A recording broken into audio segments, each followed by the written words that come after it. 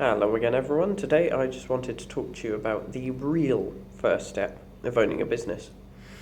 So, you'll hear a lot of examples from people who are, well, they don't run their own, you'll often find out, but they'd love to give you advice about what you need to do.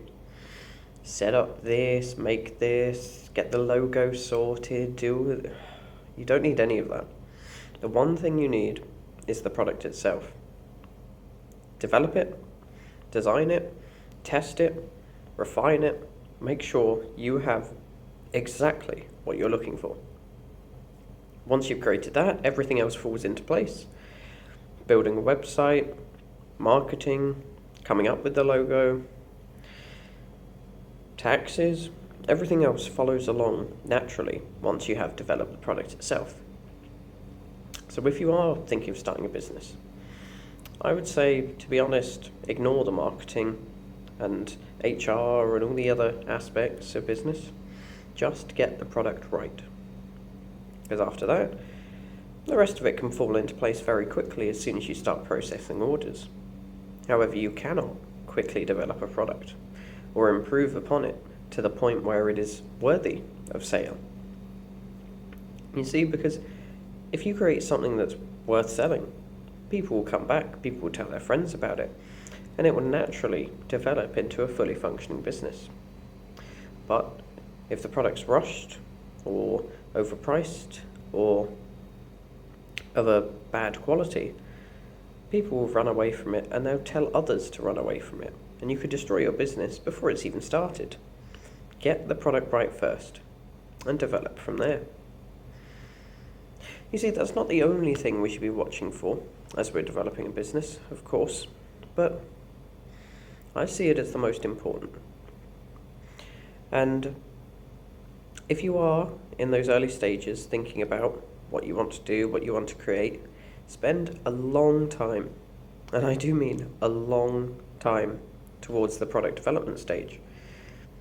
You could easily spend up to a year just developing the product before you've even made your first sale. Now, you should still see if the product is likely to sell.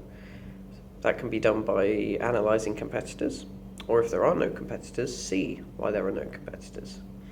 So it may be worth doing some test marketing throughout the process, and then if you do make orders, just simply reply, give them a full refund and say, I'm terribly sorry, but currently we have production issues, or we're currently testing our updates to our product and it's not of satisfactory quality. If you then create a product of quality and it's of a minimal cost to you, then what I would recommend is all of those initial customers who you later refunded, send them the item anyway. Send them a nice email. Perhaps write a handwritten note with the product and essentially say, thanks for supporting the product. We're sorry it couldn't get you when you ordered, but we have since given you a full refund and we'd give you the product anyway. That way, they don't forget about your product.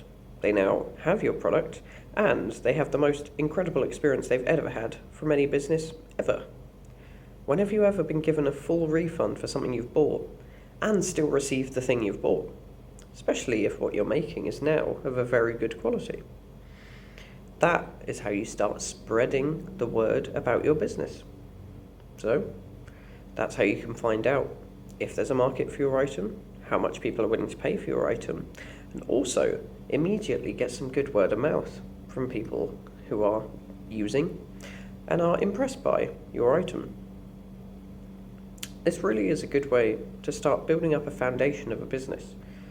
Remember, the early stages, throughout the first year, first 2 years, maybe even the first 3 years, you realistically should be losing money to some extent, which is why you should choose a business that you truly invested in and that you truly believe in and see as meaningful and that serves a purpose.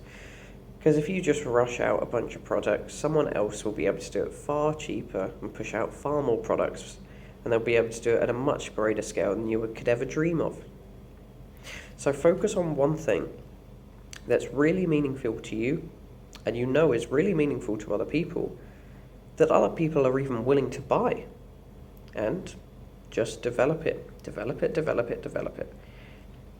And keep in mind, if you do spend years working on this incredible product, then anyone else who wants to compete with you has to also spend years developing this incredible product to even come close to what you've managed to achieve.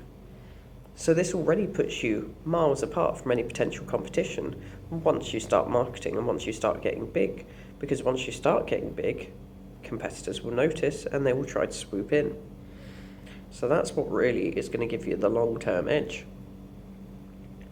And obviously, making these losses early on, but providing an excellent customer experience is what's going to have people coming back year after year after year, building up that customer base and seeing incredible results.